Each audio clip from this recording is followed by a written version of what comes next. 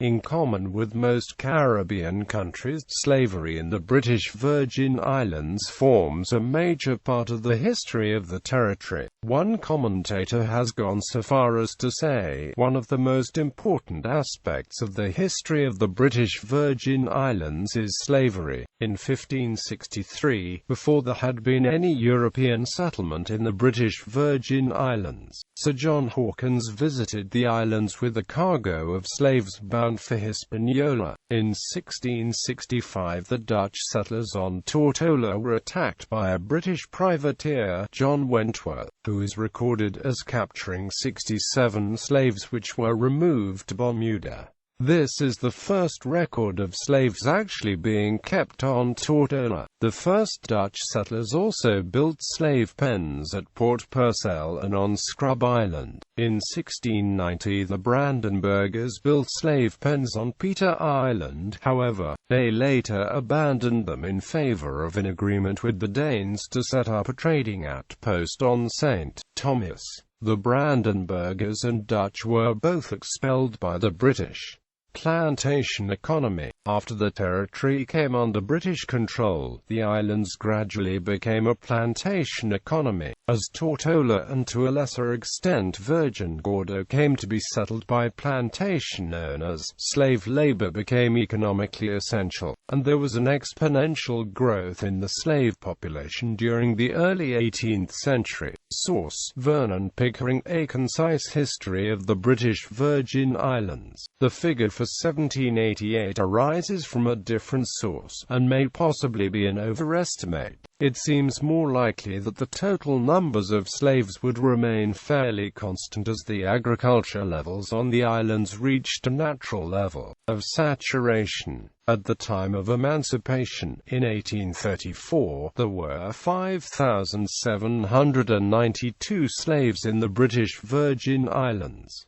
Treatment of slaves. Slaves were regularly whipped and beaten and sometimes even killed by the British. In 1774 the territory received its first legislature, and although this did not in itself assist the slaves, it does mark a point in the history of the islands when the treatment of slaves started to improve. The treatment of slaves was generally extremely harsh, and it appears that the treatment became increasingly harsh as time progressed. Speaking before his Select Committee of the House of Commons in 1790, Thomas Woolridge, who had lived in Tortola, testified that the treatment of slaves was much worse in 1773 than it had been when he arrived in 1753. When slave numbers had been smaller, slaves had been allowed to tend their own land for food to eat. As they became more numerous, land became more scarce, the slaves more malnourished. Woolridge testified that he never saw a gang of Negroes that appeared anything like sufficiently fed. Woolridge would also testify that, as the quantity of Negroes increased, punishment of slaves in general became more and more severe. The favored method of punishment was whipping, largely because it left the slave able to continue labor immediately after the infliction of punishment, although other more barbarous practices were employed. The Select Committee also heard that some slaves' backs appeared as an undistinguishable massive lumps, holes and furrows by frequent whippings. The treatment of all slaves was not equal. House slaves were treated considerably better than field slaves. In the field, privileged slaves would be appointed as drivers, but they would protect the position jealously by relentlessly whipping those that they supervised. The laws which were passed to reinforce the social inferiority of slaves applied to both. Slaves could own property, but not other slaves, nor could they cultivate sugar or cotton. Slaves were subject to severe punishments for striking a white person. After 1774, although conditions were still harsh, a number of things happened which improved the conditions of the slaves. Throughout the middle part of the 18th century, the territory had been inhabited by a number of distinguished Quakers, who were fundamentally opposed to slavery. Many, such as John C. Lettsom and Samuel Nottingham, freed slaves en masse. Others continued to keep slaves but treated them more benignly. After Quakerism began to decline in the territory, the Methodist mission began to pick up force. Methodists were not opposed to slavery per se, but a number of freed Africans were accepted warmly within the Methodist Church, and as a result the Church tended to advocate better treatment of enslaved Africans. By 1796 the Church had 3,000 black members in its congregation. However, its influence may have been more subtle. The Methodists also provided the first real schooling available to Africans, and the education of slaves and former slaves may have gradually helped their acceptance by white plantation owners as human beings deserving of humane treatment. When George Suckling, who was appointed as Chief Justice of the Territory, spent 10 years in the Territory from 1778 to 1788. In his letters to London and Antigua he generally had very little to say about British Virgin Islanders that was kind, but he did say that they have a tender manner of treating the servants and slaves. No people are better obeyed in the West Indies than they. However, it was only after Suckling left that real improvements began to be made. In 1798 the Abolition Act was passed by the legislature of the Leeward Islands and applied to the territory. This, amongst other things, prohibited cruel and unusual punishments for slaves, and set out minimum standards for the feeding and education of slaves. Then, in 1807 the United Kingdom passed the Slave Trade Act, which prohibited any further trade in slaves. Although the existing slaves were not freed, their owners now had a huge economic incentive to keep them happier and healthier, both so that they would not die, but also in the hopes that they would breed. Although there is evidence that Tortola planters evaded the law by illegally trading with privateers from St. Thomas, slaves clearly became exponentially more valuable, and were treated accordingly. Many slave owners adopted voluntary rules relating to the treatment of slaves. The hope was that publishing these rules, they would remove the slaves' fear of arbitrary and excessive punishments. A set of these rules from Hannah's estate was discovered by historians. In the 1820s Trelawney Wentworth and Fortunatus Dorus, a royal agent, also visited the territory, and both are reported to have commented on the better treatment meted out to slaves in a letter of 1828. In 1823 the property accumulated by slaves in the British Virgin Islands was valued in aggregate at £14,762, 8 shillings. This included 23 boats, 38 horses and over 4,000 head of cattle, goats and pigs. There were clear exceptions to this trend, however. One Tortola plantation owner, Arthur William Hodge, was notoriously cruel and sadistic towards his slaves, and was eventually executed for murdering his slaves. However, the fact of Hodge's arrest, trial and execution also testify to the fact that whereas that sort of treatment may have previously been tolerated or even encouraged, a jury in the British Virgin Islands could no longer accept it.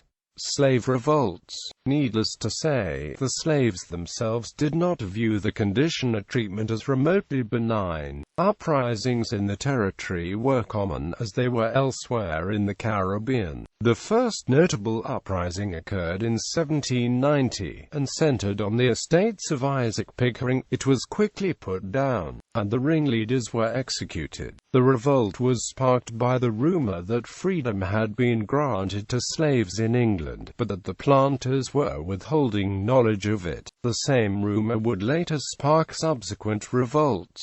Subsequent rebellions also occurred in 1823, in 1827 and in 1830, although in each case they were quickly put down. Probably the most significant slave insurrection occurred in 1831 when a plot was uncovered to kill all of the white males in the territory and to escape to Haiti by boat with all of the white females. Although the plot does not appear to have been especially well formulated, it caused widespread panic, and military assistance was drafted in from St. Thomas. A number of the plotters were executed. It is perhaps unsurprising that the incidence of slave revolts increased sharply after 1822. In 1807, the slave trade was abolished, although existing slaves continued their servitude. The Royal Navy patrolled the Atlantic freeing cargoes of new slaves being brought from Africa in defiance of the new law. Starting in 1808, hundreds of freed Africans were deposited on Tortola by the Navy, who after serving a 14-year apprenticeship, were then absolutely free. Naturally, seeing free Africans living and working in the territory caused enormous resentment and jealousy amongst the existing slave population. Shortly after the free Africans completed the 14-year apprenticeships, the slaves in the territory were all emancipated by legislation in the United Kingdom, although as outlined below, this did not of itself entirely curtail the insurrections. Emancipation. The abolition of slavery occurred on the 1st of August 1834, and to this day it is celebrated by a 3-day public holiday on the first Monday, Tuesday and Wednesday in August in the British Virgin Islands. The original Emancipation Proclamation hangs in the High Court. However, the abolition of slavery was not the single event that it is sometimes supposed to have been. Emancipation freed a total of 5,792 slaves in the territory, but at the time of abolition, there were already a considerable number of free blacks in the territory, possibly as many as 2,000. A number of settlers in the territory, John C. Lettsom and Samuel Nottingham amongst them, had manumitted large numbers of slaves.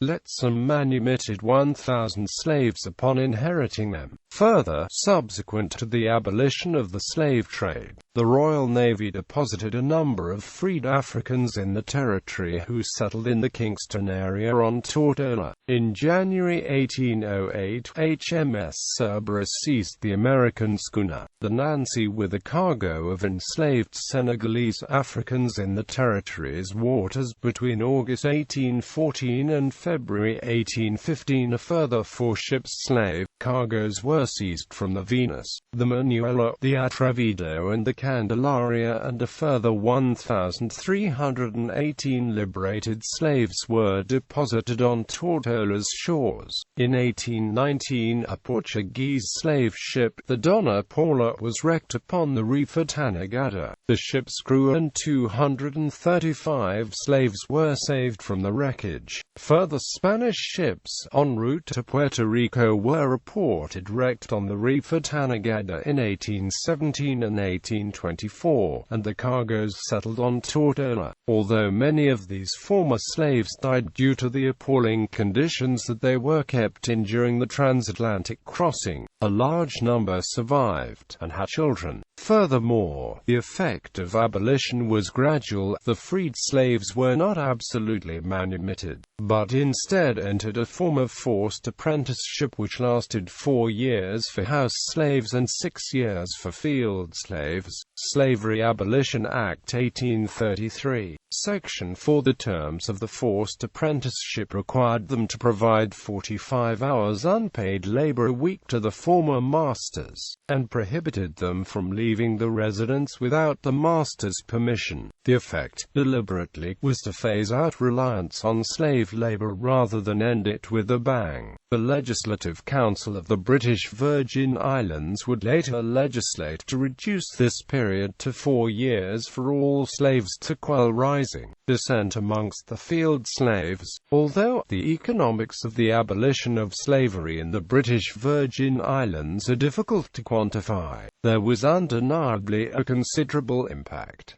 Not least the original slave owners suffered a huge capital loss. Although they received £72,940 from the British government in compensation, this was only a fraction of the true economic value of the manumitted slaves. It is difficult to quantify precisely the value of the freed slaves, but in 1798 the total value of slaves in the British Virgin Islands had been estimated at £360,000.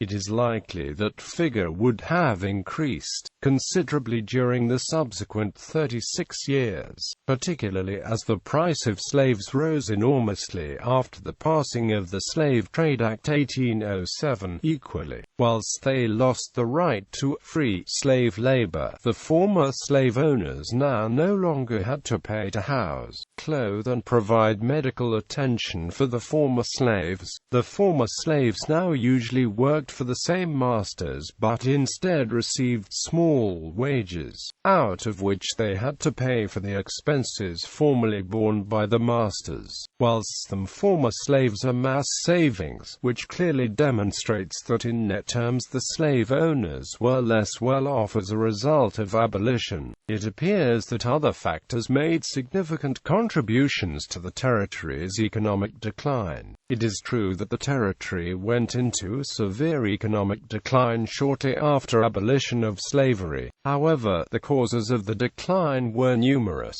The territory was rocked by a series of hurricanes. At the time, there was no accurate method of forecasting hurricanes, and their effect was devastating. A particularly devastating hurricane struck in 1837, which was reported to have completely destroyed 17 of the territory's sugar works, the most lucrative export in the islands. Further hurricanes hit in 1842 and 1852.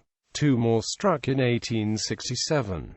The island also suffered severe drought between 1837 and 1847, which made sugar plantation almost impossible to sustain. To compound these miseries, in 1846 the United Kingdom passed the Sugar Duties Act 1846 to equalize duties on sugar grown in the colonies. Removing market distortions had the net effect of making prices fall, a further blow to plantation in the British Virgin Islands. By 1848, Edward Hay Drummond Hay, the President of the British Virgin Islands, reported that there are now no properties in the Virgin Islands whose holders are not embarrassed for want of capital or credit sufficient to enable them to carry on the simplest method of cultivation effectively. Quote, in December 1853 there was a disastrous outbreak of cholera in the territory, which killed nearly 15% of the population. A total of 942 deaths were recorded out of a total population of 6,919. This was followed by an outbreak of smallpox in Tortola and Jost van Dyke in 1861. Insurrection. However, one of the defining elements of the economic decline of the territory was the insurrections of 1848 and 1853. The newly freed black population of the British Virgin Islands became increasingly disenchanted that freedom had not brought the prosperity that they had hoped for. Economic decline had led to increased tax burdens, which became a source of general discontent for former slaves and other residents of the territory alike. In 1848 a major disturbance occurred in the territory. However, the insurrection of 1853 was a far more serious affair, and would have much graver and more lasting consequences. The most direct cause was the imposition of a head tax on cattle in the territory, which was imposed on the black rural farmers. With a particularly bad sense of judgment, the tax came into force on the date of the emancipation, and was in force enforced in an injudicious manner. It has been suggested that rioting could have been avoided if the legislature had been more circumspect in enforcing the legislation by Isaac Ducombe in his History of the British Virgin Islands, page 156. All but 4 of the white population fled, and most plantation houses were burned to the ground. The riots were eventually suppressed with military assistance from St. Thomas, and reinforcements of British troops dispatched by the governor of the Leeward Islands from Antigua. However, of the plantation owners who had formerly controlled the territory, mostly elected not to return to the ruined and insolvent estates. Realistically, from that point in time, the territory was almost solely populated by the former slaves who then made up the vast bulk of the population. By 1893, a mere 40 years after the revolts, there were only 2 white people resident on Tortola, the deputy governor and the island's doctor.